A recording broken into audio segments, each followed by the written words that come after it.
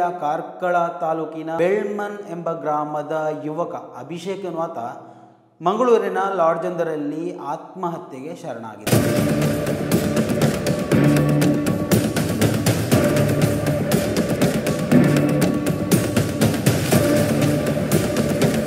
ಕೆಲವೊಂದು ಆತ್ಮೀಯತೆಗಳಿಂದ ಹುಟ್ಟಿಕೊಂಡಂತಹ ಕೆಲವೊಂದು ಬಂಧಗಳು, ಸೊ ಆ ಒಂದು ಬಂಧವನ್ನು ಹೋಗಲಾಡಿಸದಂತೆ ಅಂದರೆ ಬೇರ್ಪಡಿಸಲಾಗದಂತೆ ಇರುವಂತಹ ಕೆಲವೊಂದು ಆಪ್ತ ಸ್ನೇಹಿತರು ಇರ್ತಾರೆ. ಸೊ ಇವೆಲ್ಲದರ ನಡುವೆ ನಡೆದಂತಹ ಒಂದು ದೊಡ್ಡ ಷಡ್ಯಂತ್ರ ಅಂತ.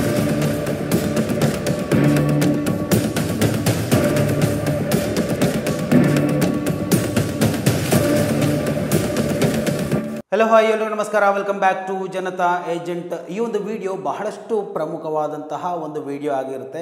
ನಾನು ಇದುವರೆಗೂ ಮಾಡಿದಂತಹ ವಿಡಿಯೋಗಳಿಗಿಂತಲೂ ಒಂದು ರೀತಿಯಲ್ಲಿ ವ್ಯತ್ಯಾಸವನ್ನು ಪಡ್ಕೊಳ್ಳುವಂತಹ ಒಂದು ವಿಡಿಯೋ. ಈ ವಿಡಿಯೋನ ಆರಂಭ ಮಾಡುವುದಕ್ಕಿಂತಲೂ ಮೊದಲು ಕಳಕಳಿಯ ಒಂದು ವಿನಂತಿ ಇದೆ. ಯಾಕೆ ಅಂತ ಕೇಳಿದರೆ, ಶಾಲಾ ಕಾಲೇಜುಗಳಲ್ಲಿ ಯಾರೆಲ್ಲ ನಮ್ಮ ಅಣ್ಣ ತಮ್ಮಂದಿರು ಇರ್ಬೋದು, ಅಕ್ಕ ತಂಗಿಯರು ಇರ್ಬೋದು, ನಮ್ಮ ಕುಟುಂಬಸ್ಥರು ಇರ್ಬೋದು, ನಮ್ಮ ಸಹಪಾಠಿ ಮಿತ್ರರು ಇರ್ಬೋದು, ಯಾರೆಲ್ಲ ಶಾಲಾ ಕಾಲೇಜುಗಳಲ್ಲಿ ಕಲಿತಾ ಇದ್ದಾರೆ ಇವರೆಲ್ಲರಿಗೂ ಈ ಒಂದು ವಿಚಾರ ಬಹಳಷ್ಟು ಪ್ರಾಮುಖ್ಯತೆಯನ್ನು ಪಡ್ಕೊಳ್ಳಿಕ್ಕಿದೆ. ಯಾಕೆ ಅಂತ ಕೇಳಿದರೆ, ಮಂಗಳೂರಿನಲ್ಲಿ ನಡೆದಂತಹ ಒಂದು ಘಟನೆ, ಉಡುಪಿ ಮಂಗಳೂರು ಆಸುಪಾಸಿನಲ್ಲಿ ನಡೆದಂತಹ ಒಂದು ಘಟನೆ, ದೊಡ್ಡ ಮಟ್ಟದಲ್ಲಿ ಸುದ್ದಿಯಾದಂತಹ ಒಂದು ಘಟನೆ, ಆಲ್ಮೋಸ್ಟ್ ಒಂದು ವಾರ ಕಳೀತು. ಆದರೂ ನಾವು ಯಾಕೆ ಇದನ್ನು ಇವಾಗ ಮಾತಾಡ್ತಾ ಇದ್ದೇವೆ ಅಂತ ಕೇಳಿದರೆ, ಹಲವು ವಿಚಾರಗಳು ಬರುವಾಗ ಮಾಧ್ಯಮಗಳು, ಜನನಾಯಕರು ಅಥವಾ ಸಂಘ ಸಂಸ್ಥೆಗಳು ಅಥವಾ ಒಂದು ಪರ್ಟಿಕ್ಯುಲರ್ ಆಗಿ ಒಂದು ರಿಲಿಜನ್ ಬೇಸ್ ಆಗಿ ಆದರೂ ಅದು ವಿಚಾರಗಳು ದೊಡ್ಡ ಮಟ್ಟದಲ್ಲಿ ಸುದ್ದಿ ಆಗುತ್ತೆ. ಆದರೆ ಈ ಒಂದು ವಿಚಾರದಲ್ಲಿ ಅದು ಸುದ್ದಿ ಆಗಲೇ ಇಲ್ಲ. ಯಾಕೆಂತ ಕೇಳಿದರೆ, ಇವತ್ತು ಜೀವ ಕಳ್ಕೊಂಡಂತಹ ಓರ್ವ ಹುಡುಗ ಇದ್ದಾನೆ. ಅಂದರೆ ನಾವು ಗಮನಿಸಿರ್ಬೋದು, ಉಡುಪಿ ಜಿಲ್ಲೆಯ ಕಾರ್ಕಳ ತಾಲೂಕಿನ ಬೆಳ್ಮನ್ ಎಂಬ ಗ್ರಾಮದ ಯುವಕ ಅಭಿಷೇಕ್ ಎನ್ನುವಾತ ಮಂಗಳೂರಿನ ಲಾಡ್ಜೊಂದರಲ್ಲಿ ಆತ್ಮಹತ್ಯೆಗೆ ಶರಣಾಗಿದ್ದ. ಆತ್ಮಹತ್ಯೆಗೆ ಕಾರಣಗಳನ್ನು ನೋಡ್ತಾ ಹೋದರೆ ನಿಜಕ್ಕೂ ಶಾಕ್ ಆಗುತ್ತೆ. ಅಂದರೆ ಕೆಲವೊಂದು ಆತ್ಮೀಯತೆಗಳಿಂದ ಹುಟ್ಟಿಕೊಂಡಂತಹ ಕೆಲವೊಂದು ಬಂಧಗಳು, ಸೊ ಆ ಒಂದು ಬಂಧವನ್ನು ಹೋಗಲಾಡಿಸದಂತೆ ಅಂದರೆ ಬೇರ್ಪಡಿಸಲಾಗದಂತೆ ಇರುವಂತಹ ಕೆಲವೊಂದು ಆಪ್ತ ಸ್ನೇಹಿತರು ಇರ್ತಾರೆ. ಸೊ ಇವೆಲ್ಲದರ ನಡುವೆ ನಡೆದಂತಹ ಒಂದು ದೊಡ್ಡ ಷಡ್ಯಂತ್ರ ಅಂತ ನಾವು ಇದನ್ನು ಕರಿಬಹುದು. ಹಲವು ವಿಚಾರಗಳು ನಾವು ನೋಡ್ಬೋದು, ಹನಿ ಟ್ರ್ಯಾಪು, ಅದು ಇದು ಅಂತ ನಾವು ಎಲ್ಲ ಕಡೆ ಕೇಳ್ತಾ ಇರ್ತೀವಿ. ಆದರೆ ನಮ್ಮೆಡೆಯಲ್ಲೇ ನಮ್ಮೋರ್ವ ಯುವಕ ಇಂತಹ ವಿಚಾರಕ್ಕೆ ಬಲಿಯಾಗಿ ಆತ್ಮಹತ್ಯೆ ಮಾಡಿಕೊಳ್ಬೇಕಾದಂತಹ ಒಂದು ಪರಿಸ್ಥಿತಿಗೆ ಬಂದಿದೆ. ಅಂದರೆ ನೀವುಗಳು ಈ ಒಂದು ವಿಚಾರವನ್ನು ಗಂಭೀರವಾಗಿ ತೆಗೆದುಕೊಳ್ಳಲೇಬೇಕು. ಯಾಕೆ ಆ ಒಂದು ಕಾರಣಕ್ಕೆ ಈ ಒಂದು ವಿಡಿಯೋವನ್ನು ನಿಮ್ಮ ಸ್ನೇಹಿತ ಮಿತ್ರರಿರುವಂತಹ ಕೆಲವೊಂದು ಗ್ರೂಪ್ಗಳಿಗಾದರೂ ಕಳುಹಿಸ್ಕೊಡಿ. ಸಾಮಾನ್ಯ ಜ್ಞಾನ, ಈ ಒಂದು ಸಮಾಜದಲ್ಲಿ ಏನು ನಡೀತಾ ಇದೆ, ನಾವು ಯಾವ ವಿಚಾರದಲ್ಲಿ ಒಂದು ಹೆಜ್ಜೆ ಎದುರು ಇಡುವುದಕ್ಕಿಂತ ಮೊದಲು ಎಷ್ಟರವರೆಗೆ ಈ ಒಂದು ವಿಚಾರದ ಸೂಕ್ಷ್ಮತೆಯನ್ನು ಗಮನಿಸಬೇಕು. ನಮ್ಮ ಹೆತ್ತವರಿದ್ದಾರೆ, ನಮಗೂ ಕುಟುಂಬಸ್ಥರಿದ್ದಾರೆ, ಇವೆಲ್ಲವನ್ನು ಗಮನಿಸಿಕೊಂಡು ನೋಡಿ, ಇಲ್ಲಿ ಯಾರು ಮಾಡಿದ್ದು ತಪ್ಪೋ ಸರಿಯೋ ಇದನ್ನು ಯಾವುದನ್ನು ಚರ್ಚೆ ಮಾಡೋಕ್ಕೆ ಹೋಗ್ತಾ ಇಲ್ಲ. ಆದರೆ ಮುಂದಿನ ದಿವಸಗಳಲ್ಲಿ ಇಂತಹ ವಿಚಾರಗಳಲ್ಲಿ ಆಗುವಂತಹ ಬೆಳವಣಿಗೆಗೆ ನಾವೊಂದು ಲಕ್ಷ್ಮಣ ರೇಖೆಯನ್ನು ಎಳಿಬೋದು ಅನ್ನುವಂತಹ ವಿಶ್ವಾಸ ಇರೋ ಕಾರಣದಿಂದ ಈ ಒಂದು ವಿಡಿಯೋನ ಮಾಡ್ತಾ ಇದ್ದೇನೆ. ದಯವಿಟ್ಟು ನಾವು ನಮ್ಮ ಕುಟುಂಬಸ್ಥರಿಗೆ, ನಮ್ಮ ಶಾಲೆಯ ಅಥವಾ ನಮ್ಮ ಸಹಪಾಠಿ ಮಿತ್ರರಿಗೆ, ಕೊಲಿಗಿರ್ಬೋದು, ಯಾರಿಗಾದರೂ ಈ ಒಂದು ವಿಡಿಯೋವನ್ನು ಕಳಿಸ್ಕೊಡಿ. ಎಲ್ಲರಲ್ಲೂ ಈ ಒಂದು ಸಾಮಾನ್ಯ ಪ್ರಜ್ಞೆ ಮೂಡುವಂತಾಗಲಿ ಎನ್ನುವುದೇ ಈ ಒಂದು ವಿಡಿಯೋದ ಉದ್ದೇಶ. ಇನ್ನು ವಿಡಿಯೋದ ವಿಚಾರಕ್ಕೆ ಬರೋಣ. ಮಂಗಳೂರಿನಲ್ಲಿ ಲೇಡಿ ಗೋಷನಲ್ಲಿ ಕೆಲಸ ಮಾಡ್ತಾ ಇರ್ತಾನೆ ಅಭಿಷೇಕ್ ಎನ್ನುವಂಥ. ಅಲ್ಲಿ ಆತನಿಗೆ ಹೆಣ್ಣು ಮಗುವಿನೊಂದಿಗೆ ಆತ್ಮೀಯತೆ ಇರುತ್ತೆ. ಆತ್ಮೀಯತೆ ಅಂದರೆ ಪ್ರೀತಿ ಇರುತ್ತೆ. ಆ ಒಂದು ಪ್ರೀತಿ ದೈಹಿಕ ಸಂಪರ್ಕದವರೆಗೂ ಹೋಗುತ್ತೆ. ಆದರೆ ಆತ ಗೊತ್ತೇ ಇರಲಿಲ್ಲ, ಆ ಒಂದು ಹೆಣ್ಣು ಮಗು ಅಥವಾ ಮಹಿಳೆ ಆತನನ್ನು ವಂಚನೆಯ ಜಾಲದಲ್ಲಿ ಸಿಲುಕಿಸ್ತಾ ಇದ್ದಾಳೆ ಎನ್ನುವಂತಹ ವಿಚಾರ ಆತನಿಗೆ ಗೊತ್ತೇ ಆಗಲಿಲ್ಲ. ಆದರೆ ಆತನ ವಿಡಿಯೋಗಳನ್ನು ರಹಸ್ಯ ಕ್ಯಾಮರಾದ ಮೂಲಕ ಸೆರೆ ಹಿಡಿತಾಳೆ. ಇವಾಗ ಸಾಮಾಜಿಕ ಜಾಲತಾಣದಲ್ಲಿ ಆ ಒಂದು ಹೆಣ್ಣು ಮಗುವಿನ ವಿಡಿಯೋ ಎಲ್ಲ ಕಡೆ ಸಾಮಾಜಿಕ ಜಾಲತಾಣದಲ್ಲಿ, ವಾಟ್ಸಪ್ಗಳಲ್ಲಿ ಶೇರ್ ಆಗ್ತಾ ಇದೆ. ಯಾರಿಗೂ ತಡೆಯೋದಕ್ಕೆ ಸಾಧ್ಯ ಇಲ್ಲ. ಆದರೆ ಎಷ್ಟೇ ದೊಡ್ಡ ಮಟ್ಟದಲ್ಲಿ ಆಕೆ ಎಕ್ಸ್ಪೋಸ್ ಆದರೂ ಕೂಡ ಇಲ್ಲಿ ಕಳೆದುಕೊಂಡಂತಹ ಜೀವಕ್ಕೆ ನಾವು ಯಾವತ್ತೂ ಬೆಲೆ ಕಟ್ಟೋಕ್ಕೆ ಸಾಧ್ಯ ಆಗೋದಿಲ್ಲ. ಆತ ತಪ್ಪು ಮಾಡಿದಾನೋ ಇಲ್ಲವೋ ಅನ್ನೋದಂಥ ಆ ಒಂದು ವಿಚಾರಕ್ಕೆಲ್ಲ. ಯಾಕಂತ ಹೇಳಿದ್ರೆ, ಈ ಒಂದು ವಿಚಾರದಲ್ಲಿ ಜನಸಾಮಾನ್ಯರಿಗೆ ನಮ್ಮ ಯೂತ್ ಏನಿದೆ, ಯೂತ್ ನಿಜವಾಗ್ಲೂ ಈ ಒಂದು ವಿಚಾರದಲ್ಲಿ ಅರ್ಥ ಮಾಡಿಕೊಳ್ಬೇಕು. ಒಂದು ಹೆಣ್ಣು ಅಂತ ಹೇಳುವಾಗ ಆ ಒಂದು ಹೆಣ್ಣಿಗೆ ಗೌರವ ಕೊಡುವುದನ್ನು ನಾವು ಕಲಿತರೆ ಇಂತಹ ವಿಚಾರಗಳು ಬಹಳಷ್ಟು ಕಡಿಮೆ ಆಗ್ಬೋದು. ಆತ್ಮೀಯತೆ, ಸ್ನೇಹ, ಸಂಬಂಧ ಇವೆಲ್ಲವೂ ಬೇಡ ಅಂತ ನಾವು ನಿಮ್ಮನ್ನು ತಡೆ ಹಿಡಿಯೋದಕ್ಕೆ ಖಂಡಿತ ಸಾಧ್ಯ ಇಲ್ಲ.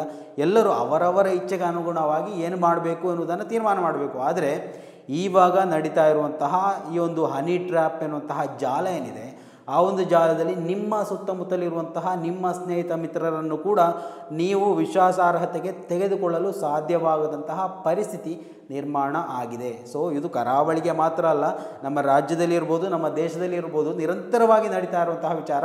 ಆದರೆ ನಮ್ಮ ಕರಾವಳಿಗರಿಗೆ ನಾವಿದನ್ನು ಹೊಸದಾಗಿ ಕೇಳ್ತಾ ಇರುವಂತಹ ವಿಚಾರ. ಇಂತಹ ವಿಚಾರಗಳಲ್ಲಿ ಓರ್ವ ಹುಡುಗ ಆತ್ಮಹತ್ಯೆಯವರೆಗೆ ತಲುಪಿದ್ದಾನೆ ಅಂದರೆ ಅದು ಸಣ್ಣ ವಿಚಾರ ಅಲ್ಲ. ಆತ ಒಂದು ದೊಡ್ಡ ಲೆಟ್ರನ್ನೇ ಬರೆದಿದ್ದಾನೆ, ಡೆತ್ ನೋಟನ್ನು ಬರೆದು ಆತ್ಮಹತ್ಯೆ ಮಾಡಿಕೊಂಡಿದ್ದಾನೆ. ಆ ಒಂದು ಲೆಟರ್ ಹೆಡಲ್ಲಿ 4 ಜನ ವ್ಯಕ್ತಿಗಳ ಅಂದರೆ ಆತನ ಸಹೋದರರಾಗಿದ್ದಂತಹ ಸ್ನೇಹಿತ ಮಿತ್ರರ ಹೆಸರುಗಳನ್ನು ಹೇಳಿದ್ದಾನೆ ನೋಡಿ. ಆ ಒಂದು ಹೆಸರುಗಳು ನೋಡಿ: ನಿರೀಕ್ಷಾ, ರಾಕೇಶ್, ರಾಹುಲ್, ತಸ್ಲಿಂ.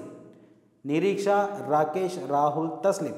ಯಾಕೆ ಒತ್ತಿ 4 ಹೆಸರುಗಳನ್ನು ಹೇಳ್ತಾ ಇದ್ದೇನೆ ಅಂದರೆ, ಇವಾಗ ಈ ಒಂದು ಡೆತ್ ಅಂದರೆ ಆತ್ಮಹತ್ಯೆ ನಡೆದು 1 ವಾರ ಆಯಿತು, ಆದರೆ ಇದುವರೆಗೂ ಕಾನೂನಿನ ಪ್ರಕಾರವಾಗಿ ಯಾವುದೇ ಕ್ರಮ ಕೈಗೊಂಡಿಲ್ಲ. ಪ್ರಕರಣ ದಾಖಲಾಗಿದೆ, ತನಿಖೆ ನಡೆಸಲಾಗ್ತಾ ಇದೆ.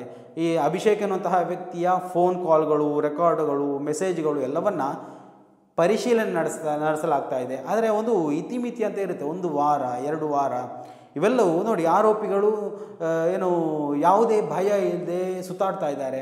ನೋಡಿ, ಒಂದು ರೀತಿಯಲ್ಲಿ ಕೊಲೆ ಮಾಡೋದು, ಕೊಲೆಗೆ ಪ್ರೇರೇಪಣೆ, ಪ್ರಚೋದನೆ ನೀಡುವುದು ಇವೆಲ್ಲವೂ ಕೊಲೆ ಕೃತ್ಯಗಳಲ್ಲೇ ಬರುತ್ತೆ. ಸೊ ಅರೆಸ್ಟ್ ಮಾಡ್ಬೋದಿತ್ತು, ಕಾನೂನು ಕ್ರಮದಲ್ಲಿ ಸ್ವಲ್ಪ ಜರೂರು ಮಾಡ್ಬೋದಿತ್ತು, ಬೇಗ ಈ ಒಂದು ಕ್ರಮಗಳನ್ನು ಕೈಗೊಳ್ಬೋದಿತ್ತು.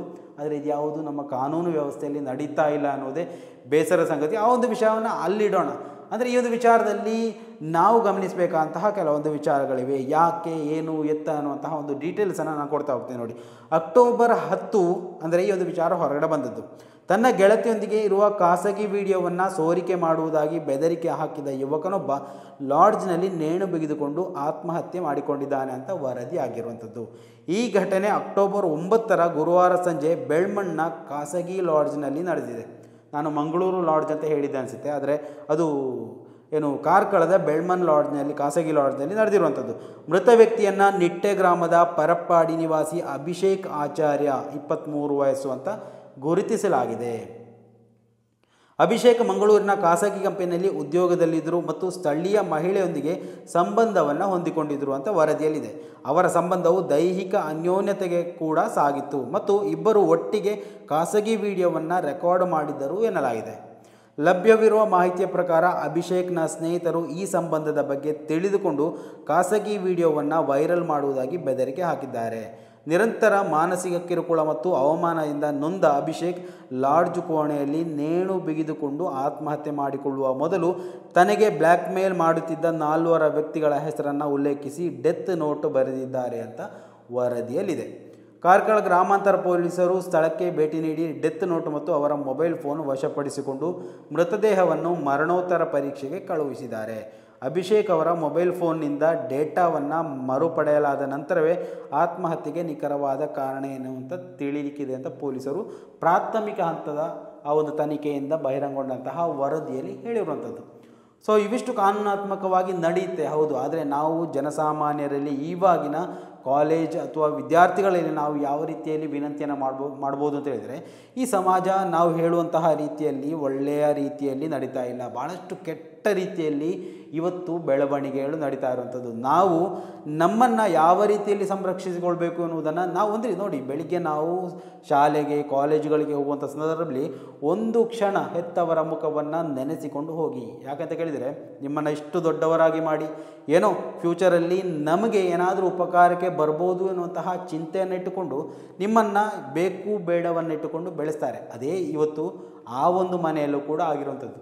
ಆ ಒಂದು ಅಭಿಷೇಕ್ ಅವರ ಮನೆಯ ಚಿಂತಾಜನಕ ಪರಿಸ್ಥಿತಿಯನ್ನು ನೋಡಿದರೆ ಗೊತ್ತಾಗುತ್ತೆ. ನೋಡಿ, ಮಂಗಳೂರಲ್ಲಿ ಖಾಸಗಿ ಲೇಡಿ ಘೋಷನ ಇದರಲ್ಲಿ ಕೆಲಸ ಮಾಡ್ತಾ ಇದ್ದ, ಆದರೆ ಮನೆಯ ಖರ್ಚಿಗೆ ಅಂತ ₹1 ತಗೊಳ್ತಾ ಇರಲಿಲ್ಲ. ನೋಡಿ ಮನೆಯ ಅವಸ್ಥೆ. ನಾನು ವಿಷುವಲ್ಸನ್ನು ಹಾಕ್ತೀನಿ ನೋಡಿ, ಬೇರೆ ಒಂದು ಚಾನಲಿಂದ ತಗೊಂಡಿರೋದು. ಸೊ ಅದರಿಂದಾಗಿ ಎಷ್ಟು ಸಾಧ್ಯವೋ ಅಷ್ಟನ್ನು ನಿಮ್ಮ ಮುಂದೆ ತರುವಂತಹ ಒಂದು ಪ್ರಯತ್ನವನ್ನು ಮಾಡ್ತೀನಿ ನಾನು. ಸೊ ಆ ಒಂದು ಮನೆಯ ಪರಿಸ್ಥಿತಿಯನ್ನು ನೋಡ್ತಾ ಹೋದರೆ ನಿಜಕ್ಕೂ ಈ ಒಂದು ವಿಚಾರದಲ್ಲಿ ಆ ಒಂದು ಮಗನಾಗಿದ್ದವ ತಪ್ಪು ಮಾಡಲಿಕ್ಕೆ ಸಾಧ್ಯವೇ ಇರಲಿಕ್ಕಿಲ್ಲ. ಆದರೆ ನೋಡಿ, ಒಂದು ಹೆಣ್ಣು ಎನ್ನುವಂಥದ್ದು ಅದೊಂದು ರೀತಿಯಲ್ಲಿ ಮಾನಸಿಕ ಕಾಯಿಲೆಯಾಗಿ ಪರಿಣಮಿಸುತ್ತೆ. ಅದು ಎಷ್ಟು ನಮ್ಮ ಹತ್ತಿರ ಬರುತ್ತೋ ನಾವು ಎಷ್ಟು ಅದಕ್ಕಿಂತ ದೂರ ನಿಲ್ಲುವುದು ನಮಗೆ ಸೇಫ್ಟಿ. ಅದು ನಾವು ನಮ್ಮ ಆ ಒಂದು ವಯಸ್ಸಾದಂಥ ಸಂದರ್ಭದಲ್ಲಿ ಆ ಒಂದು ಪಕ್ವತೆಗೆ ಬಿಟ್ಟಂತಹ ಒಂದು ವಿಚಾರ. ಸೊ ಅವೆಲ್ಲವನ್ನು ಗಮನಿಸದೇ ಹೋದರೆ ಇಂತಹ ಅವಾಂತರಗಳಿಗೆ ಬಲಿಯಾಗಬೇಕಾದಂತಹ ಪರಿಸ್ಥಿತಿ ಇನ್ನು ಮುಂದೆ ಕೂಡ ಹೆಚ್ಚಾಗಿ ಕಾಣ್ಬೋದು. ನೋಡಿ, ಇವುಗಳನ್ನು ಬಳಸಿಕೊಂಡು ಆ ಒಂದು ಏನು ಮಹಿಳೆ ಏನಿದ್ದಾಳೆ ಈತನೊಂದಿಗೆ ಸಂಪರ್ಕ ಬೆಳೆಸಿ ಆ ಒಂದು ವಿಡಿಯೋವನ್ನು ಸ್ನೇಹಿತರಿಗೆ ಕೊಟ್ಟಿದ್ದಾಳೆ, ಸ್ನೇಹಿತರು ಬೆದರಿಕೆ ಹಾಕಿದ್ದಾರೆ. ಸೊ ಇವೆಲ್ಲವೂ ನೋಡಿ ಸಾಮಾಜಿಕ ಜಾಲತಾಣದಲ್ಲಿ ಆ ಒಂದು ಹೆಣ್ಣು ಮಗುವಿನ ವಿಡಿಯೋ ಇವಾಗ ದೊಡ್ಡ ಮಟ್ಟದಲ್ಲಿ ಶೇರ್ ಆಗ್ತಾ ಇದೆ. ಏನು ಬೇಕು ಬೇಡವಾದ ಎಲ್ಲ ವಿಡಿಯೋಗಳನ್ನು ಶೇರ್ ಮಾಡ್ತಾ ಇದ್ದಾರೆ. ಆಮೇಲೆ ದೊಡ್ಡ ಒಂದು 12 ನಿಮಿಷದ ಆಡಿಯೋ ಕೂಡ ಇದೆ. ಸೊ ಆ ಎಲ್ಲ ಆಡಿಯೋಗಳನ್ನು ಇವತ್ತು ಈ ಒಂದು ಯೂಟ್ಯೂಬ್ ಮುಂದೆ ನಿಮ್ಮ ಪರದೆಯ ಮುಂದೆ ತರೋದಕ್ಕೆ ಸಾಧ್ಯ ಆಗೋದಿಲ್ಲ. ಯಾಕಂತ ಕೇಳಿದರೆ ಅಷ್ಟೊಂದು ಅವ್ಯಾಚ್ಯವಾದಂತಹ ಪದಗಳನ್ನು ಬಳಸಿಕೊಂಡು ಆ ಮಹಿಳೆ ಆ ಹೆಣ್ಣು ಮಗು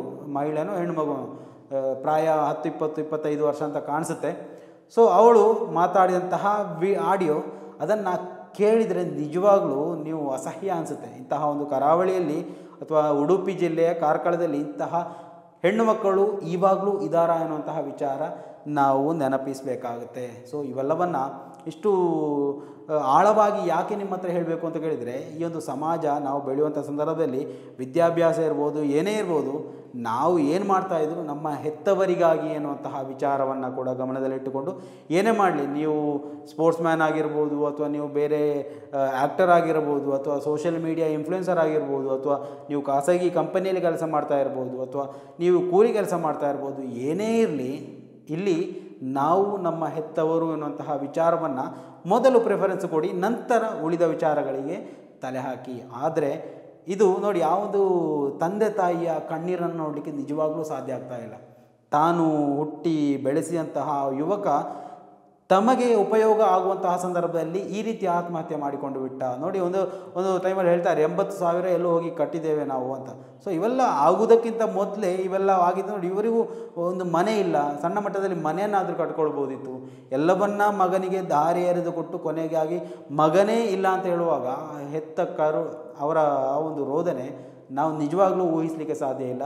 ಸೊ ಈ ಒಂದು ವಿಡಿಯೋವನ್ನು ಒಂದು ರೀತಿಯಲ್ಲಿ ನೀವು ಜನಸಾಮಾನ್ಯರಿಗೆ ಮನವರಿಕೆ ಮಾಡಿಕೊಳ್ಳುವಂತಹ ಒಂದು ವಿಡಿಯೋ ಅಂತ ತಿಳ್ಕೊಳ್ಳಿ. ಯಾವುದೇ ಕಂಟೆಂಟ್ಗಾಗಿ ಉಪಯೋಗಿಸಿದಂತಹ ವಿಡಿಯೋ ಖಂಡಿತವಾಗಿಯೂ ಅಲ್ಲ. ಇದು ಜನಸಾಮಾನ್ಯರಿಗೆ ಇವಾಗ ಬೆಳೀತಾ ಇರುವಂತಹ ಯುವ ಪೀಳಿಗೆಗೆ ಒಂದು ರೀತಿಯಲ್ಲಿ ಮಾದರಿಯಾಗಬೇಕು. ಸೊ ಈ ಒಂದು ವಿಡಿಯೋ ನಿಮಗಾದರೂ ಒಂದು ರೀತಿಯಲ್ಲಿ ಯಾರೆಲ್ಲ ನೋಡ್ತಾ ಇದ್ದೀರಾ, ನಿಮಗೆ ಇಷ್ಟ ಅನಿಸಿದರೆ ದಯವಿಟ್ಟು ಈ ಒಂದು ವಿಡಿಯೋವನ್ನು 4 ಜನರಿಗೆ ತಲುಪಿಸುವಂತಹ ಒಂದು ವ್ಯವಸ್ಥೆಯನ್ನು ಮಾಡಿ. ಮಾತ್ರ ಅಲ್ಲ, ನಿಮ್ಮ ಅಭಿಪ್ರಾಯಗಳನ್ನು ಕೂಡ ಕಮೆಂಟ್ ಮಾಡಿ. ಮುಂದಿನ ಮಾಹಿತಿಯೊಂದಿಗೆ ಮತ್ತೆ ಭೇಟಿಯಾಗೋಣ. ಅಲ್ಲಿವರೆಗೂ ನಮಸ್ಕಾರ.